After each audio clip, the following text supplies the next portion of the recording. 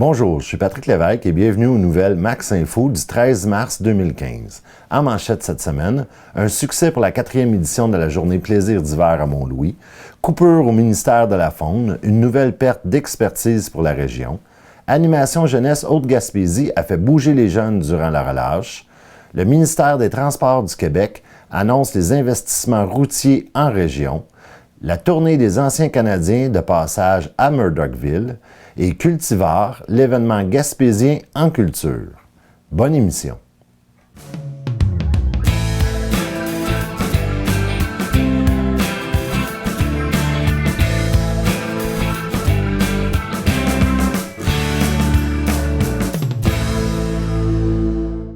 Les membres du comité organisateur de la journée Plaisir d'hiver à Mont-Louis étaient très heureux de la participation de la population à cette activité hivernale.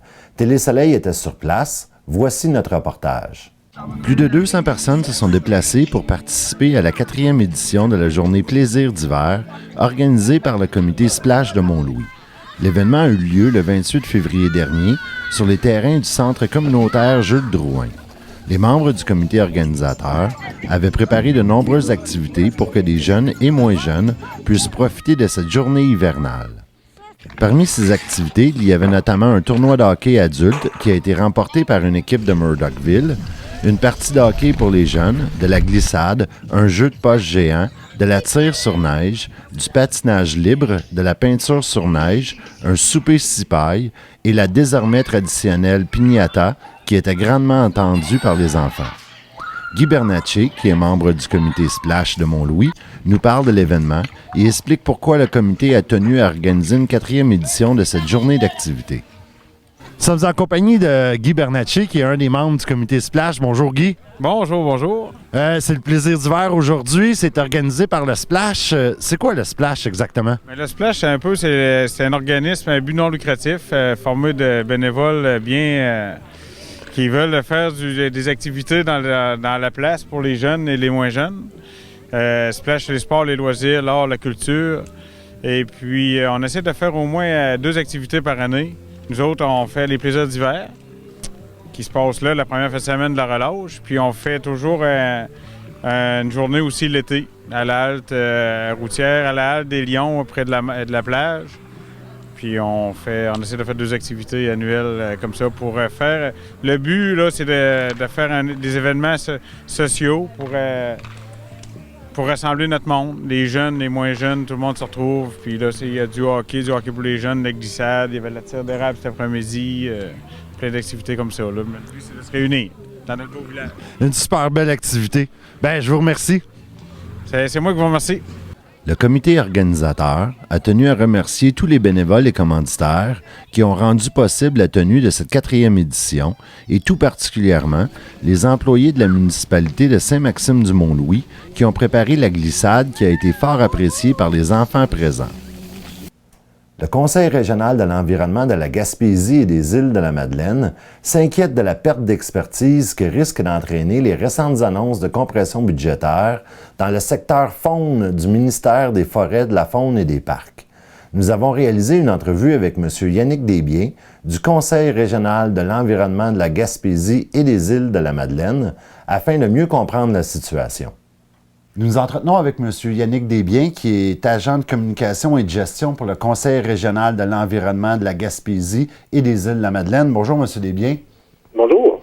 Le Conseil régional de l'environnement de la Gaspésie et des îles de la Madeleine a émis un communiqué cette semaine dans lequel vous exprimiez vos inquiétudes relativement aux compressions budgétaires qui ont été annoncées par Québec et qui vont être effectuées dans le secteur de la faune pour le ministère de la Forêt, de la Faune et des Parcs.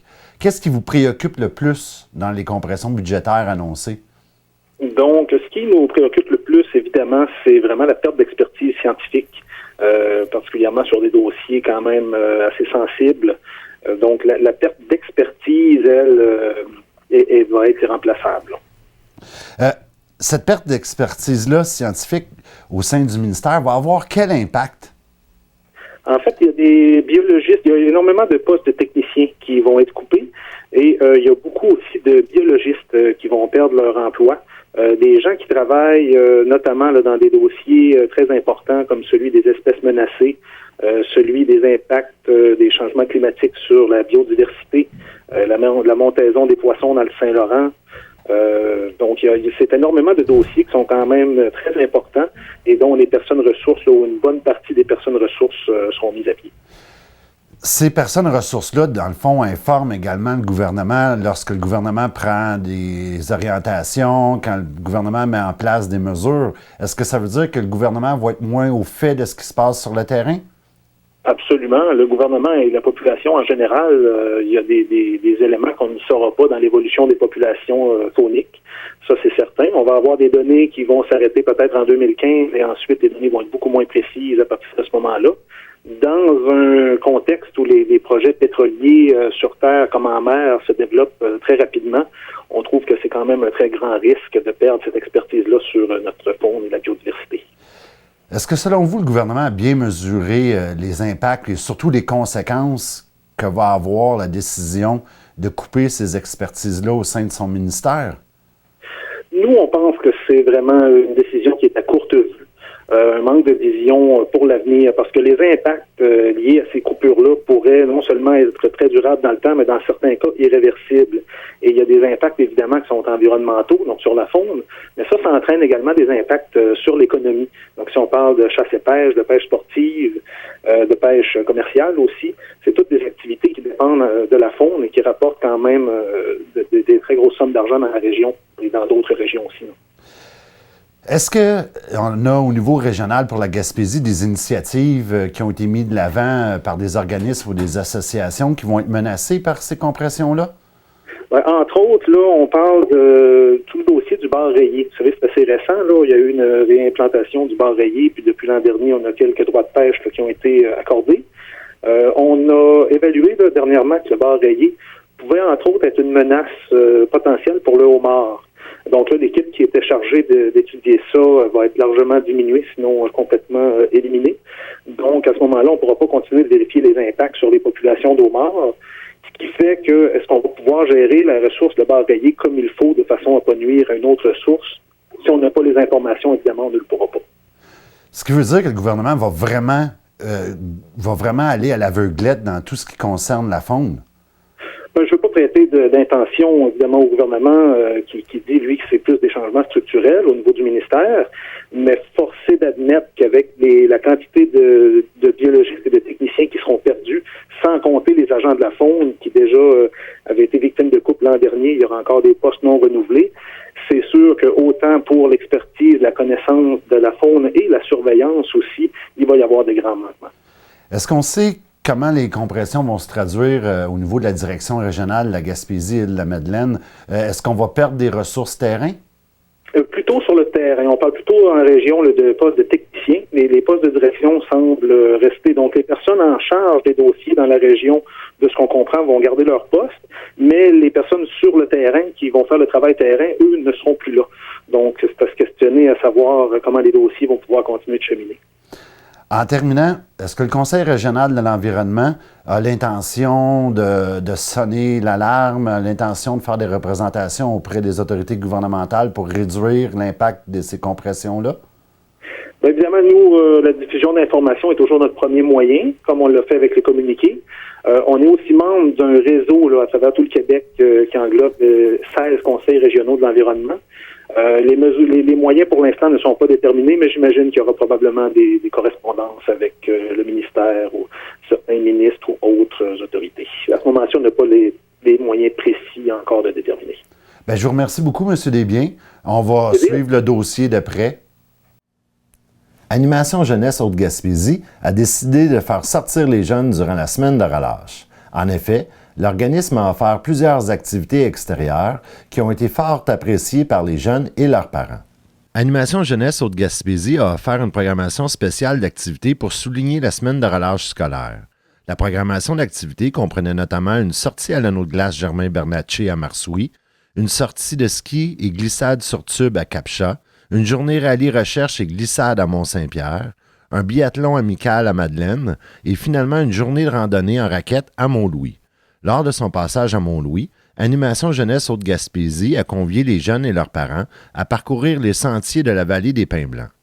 Patrick Rioux, responsable d'Animation Jeunesse Haute-Gaspésie, nous parle de cette journée d'activité. En collaboration là, avec l'association Chasse et Pêche de Mont-Louis, Animation Jeunesse Haute-Gaspésie est allé animer lors de cette journée-là. Et puis, on a eu vraiment beaucoup de plaisir. Le soleil était de la partie. On a eu, là, grosso modo, en tout, là, entre 40 et 50 participants, là, autant enfants qu'adultes.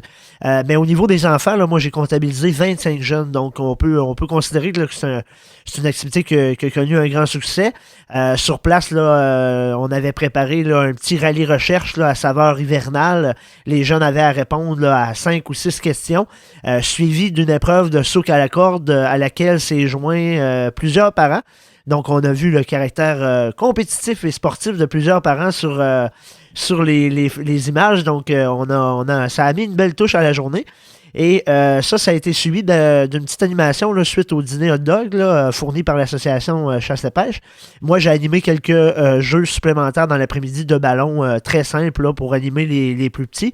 Puis, il y avait distribution de guimauves et puis sur le feu. Donc, tout le monde y trouvait son compte. On a vraiment eu du plaisir, comme on peut le voir sur les images. Puis, on peut dire que c'est un succès et comme on peut dire, c'est à répéter comme expérience. Donc, on vous dit à l'an prochain. La mission de l'organisme Animation Jeunesse Haute-Gaspésie est d'offrir des activités de loisirs et de sport aux jeunes âgés entre 5 et 17 ans, résidant de Lamartre à Sainte-Madeleine de la Rivière-Madeleine. Le ministère des Transports du Québec a annoncé des investissements totaux de 4,9 milliards de dollars sur le réseau routier québécois au cours de la période 2015-2017. Ces investissements permettront la réalisation de près de 2000 chantiers routiers à l'échelle du Québec, parmi lesquels figurent 17 projets principaux pour la Gaspésie. Le ministre des Transports, M. Robert Poëti, et le ministre délégué au transport et à l'implantation de la stratégie maritime et ministre responsable de la région du Bas-Saint-Laurent et de la Gaspésie des Îles-de-la-Madeleine, M. Jean Damour, ont annoncé tout récemment des investissements de l'ordre de 108,2 millions de dollars pour le réseau routier de la Gaspésie-Îles-de-la-Madeleine au cours de la période 2015-2017. Les investissements en région proviennent d'un budget total de 4,9 milliards de dollars qui sera dédié à l'ensemble du réseau routier du Québec. Pour la Gaspésie, le MTQ réalisera 17 projets principaux. Myriam Leclerc, de la Direction régionale du ministère des Transports pour le Bas-Saint-Laurent, Gaspésie, Île-de-la-Madeleine, présente les investissements et les projets qui seront réalisés sur le territoire de la MRC de la Haute-Gaspésie. Donc, effectivement, il y a plusieurs travaux qui vont être en cours dans la MRC de la Haute-Gaspésie. On parle de principaux travaux. Donc, pour la MRC, on parle de 5 projets principaux. Donc, on a 3 projets sur la route 132. Un qui est à Saint-Maxime-du-Mont-Louis, un à La Martre et un à Cap-Chat. Et pour ces 3 projets-là, on parle de travaux d'asphaltage. Ensuite, on a des travaux également sur la route 198 dans le secteur du Mont-Albert. Donc, c'est des travaux d'asphaltage sur 2 kilomètres également. Et finalement, la route 299, donc entre le kilomètre 72 et 68, au Mont-Albert également. La tournée des anciens Canadiens s'est arrêtée au centre sportif de Murdochville pour une partie de hockey amicale. Notre collaborateur spécial, Marc Boucher, était sur place pour prendre des images de cet événement. Plusieurs centaines d'amateurs se sont déplacés au centre sportif de Murdochville pour assister à une partie de hockey amicale disputée entre l'équipe des anciens Canadiens et l'équipe locale, la Gourmandise de Murdochville. L'événement était au profit de l'Association du hockey mineur de Murdochville, du club de golf de Murdochville et du club de ski du Mont-Miller. L'équipe des anciens joueurs du Canadien était notamment composée d'Yvon Lambert, qui agissait à titre d'entraîneur, Richard Sévigny comme gardien de but, Stéphane Richer, Pierre Dagenet, Gilbert Delorme et Chris Nyland. Bien que la partie se soit terminée 12-7 pour les anciens Canadiens, l'équipe locale a tout de même réussi à s'imposer par moments, particulièrement dans la dernière période. Au-delà de la partie de hockey, les anciens joueurs des Canadiens ont offert un véritable spectacle et ont animé la foule présente. Gilbert Delorme a distribué des rondelles souvenirs aux partisans. Ils ont également affronté une équipe de jeunes joueurs âgés entre 4 et 6 ans. L'ancien homme fort des Canadiens, Chris Nyland, a profité de l'occasion pour s'amuser avec les jeunes joueurs. Depuis plus de 40 ans, les anciens Canadiens sont fiers de parcourir le Québec et le Canada afin de rencontrer les amateurs de hockey de tous âges. Chaque année, les anciens Canadiens permettent d'amasser plus de 1 500 000 pour les collectivités et diverses fondations. Le Conseil de la culture de la Gaspésie a lancé l'appel de candidature pour la première édition de Cultivar, le nouvel événement gaspésien en culture. Cet événement, qui aura lieu le 23 avril prochain, récompensera des artistes, des artisans, des organismes et des intervenants de la région qui se sont démarqués dans leurs domaines respectifs. Nous nous sommes entretenus avec Mme Annick Loisel, qui est directrice du Conseil de la culture de la Gaspésie, afin de discuter de cette toute première édition. Nous nous entretenons avec Mme Annick Loisel, qui est directrice au Conseil de la culture de la Gaspésie. Bonjour, Mme Loisel. Bonjour, M. Lévesque. Le Conseil de la culture de la Gaspésie a annoncé tout récemment la tenue d'une toute première édition d'un nouvel événement culturel pour la Gaspésie qui portera le nom Cultivar. Pouvez-vous nous parler un peu de l'activité? Oui, c'est un événement qui va mettre de l'avant le travail des artistes, des artisans, des organismes autant culturels que non culturels et des intervenants du milieu qui œuvrent en culture. Donc, il y a plusieurs catégories de prix. Il y en a certains qui touchent particulièrement les artistes et les artisans, puis il y en a d'autres qui peuvent toucher des individus qui, par leur bénévolat ou leur travail, font avancer la cause culturelle en Gaspésie. Comment est venue l'idée de mettre sur pied cet événement? Ça fait déjà plusieurs années, je ne sais pas si les auditeurs s'en rappellent, je pense que ça fait au moins 10 ans, il y avait le gala culturel gaspésien qui se faisait à New Richmond, ça s'est fait durant 3 saisons, c'était un gros gala, donc tous les gens de la région étaient invités, mais c'était une somme de travail incroyable et en cours de route, on a commencé aussi à perdre la possibilité d'aller chercher des gros montants d'argent parce qu'il fallait quand même une organisation complètement à part d'une autre pour mener à bien un tel événement. Et puis, l'événement a tombé. Et on s'était donné comme mandat, ça fait déjà au moins 2-3 ans, on en discutait de le remettre, mais d'une moins grande ampleur, mais on trouvait important que, d'une façon ou d'une autre, au moins sinon 2 fois par année, qu'on reconnaît le travail des gens en région qui travaillent au développement de la culture. Dans votre communiqué pour annoncer l'événement, vous parliez de l'importance de souligner l'apport des créateurs au développement de la région. Pourtant, quand on parle de développement de la région, on a souvent le réflexe de penser au niveau économique, création d'emplois. En quoi les créateurs contribuent au développement de la région? Mais pensez seulement à toutes les boutiques, les ateliers d'artistes d'art, les boutiques que vous retrouvez dans des musées, dans des lieux historiques. Enlevez tout ce côté-là et au niveau touristique et vous seriez très étonné des retombées économiques que cela apporte à la région. C'est certain que on est souvent porté à dire les artistes ça demande plus d'argent que ça en amène, mais au contraire, on pense aussi à tous les spectacles, tous les artistes d'ici qui font des spectacles, qui font déplacer les gens. Donc c'est un grand apport économique pour la région. Tantôt, vous parliez des différentes catégories où les gens vont pouvoir être nominés, vont pouvoir être récompensés. Est-ce qu'il y a des bourses qui sont attribuées à chacune de ces catégories? Oui, donc je peux vous en nommer. Il y a le prix à la relève artistique Télé-Québec. C'est une bourse de 1 000 $. Il y a le prix reconnaissance offert par Desjardins. Il y a le prix en métier d'art qui est offert par des institutions muséales de la Gaspésie en concert avec le Conseil de la culture. Et donc, ce sont 3 bourses de 1 000 $. Il y a aussi, avec notre collaboration avec la Corporation Patrimoine Gaspésie, nous avons des prix en patrimoine. Il y a 3 catégories, donc actions individuelles, actions institutionnelles et actions municipales. Et pour ces 3 prix-là, il y a une possibilité de bourse ou de visibilité. Donc, ça dépend vraiment de la catégorie. Comment peut-on déposer une candidature dans l'une des catégories? Est-ce qu'on doit choisir la catégorie dans laquelle on s'inscrit? Oui, c'est très important. Donc, toute l'information avec la description des appels de candidature se trouve sur le site Internet du Conseil de la culture. Donc, vous tapez culturegaspésie.org. Puis, quand vous arrivez sur le site, en haut de la page, vous allez voir « Contactez-nous, offre d'emploi et appel de dossier ». cliquez sur appel de dossier et vous allez voir il y a trois textes vous choisissez celui qui parle des cultivars et vous allez avoir toute l'information et aussi le formulaire à compléter. Donc, une personne va voir, moi, pour le prix relève artistique, d'accord, j'ai 35 ans et moins, j'ai moins de 5 ans de pratique dans mon champ d'activité, j'habite la Gaspésie depuis au moins 1 an, donc oui, ça me concerne, donc je suis intéressée à envoyer une demande, à compléter le formulaire pour ce prix-là. Donc, je pense que les gens vont facilement comprendre en allant voir sur chacune des catégories laquelle leur correspond le mieux. Comment vont être étudiés les dossiers de candidature? D'accord. Pour chacun des prix, nous avons un comité de jury, un jury.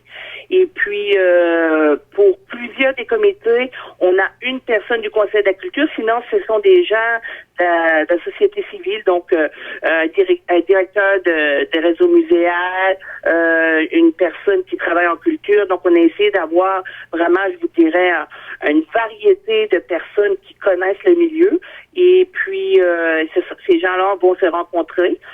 Comme vous allez pouvoir voir dans les formulaires, il y a des critères de sélection. Donc, ils vont annoter d'après les critères. C'est fait d'une façon quand même très respectueuse et objective. Et puis, par la suite, on va pouvoir annoncer les gagnants lors de notre événement festif du 23 avril. Est-ce que de participer justement à Cultivar va permettre d'offrir une vitrine supplémentaire aux artistes et artisans en région, puis peut-être même à l'extérieur? Oui, parce que nous, on s'engage à le communiquer partout, sur toutes nos tribunes. Bien sûr, le fait d'en parler, seulement de prendre le temps avec les médias, les gens du milieu, d'en discuter, de dire « Ah, OK, c'est quoi Cultivar? Pourquoi on veut mettre de l'avant des artistes ou des gens qui, justement, mon voisin qui travaille dans une municipalité, mais qui, lui, depuis des années, fait en sorte que la culture a une place prépondérante dans sa municipalité. » Donc, le fait d'en parler, je pense que déjà, on va être gagnant.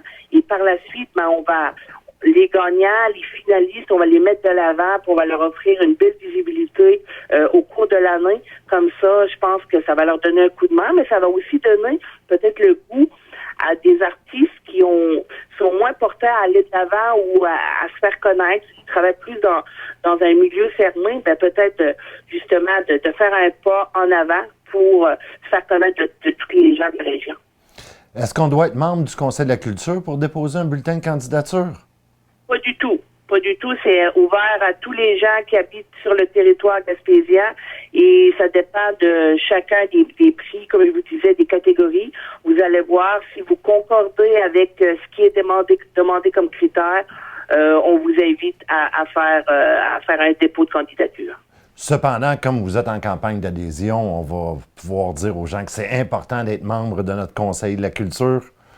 Oui, parce qu'en plus, autant un artisan, un organisme culturel, mais une personne de la communauté qui croit à la culture gaspésienne et qui a le goût de nous donner justement les moyens d'aller de l'avant, surtout avec tout ce qui se passe présentement au niveau économique, autant dans notre région que dans les autres régions du Québec, là, on a besoin vraiment de l'appui et de sentir que les gens sont derrière nous, qui croient à notre mission, à ce qu'on fait, et que pour eux, la culture gaspésienne est aussi importante que l'économie, que c'est vraiment un levier pour le développement d'ici.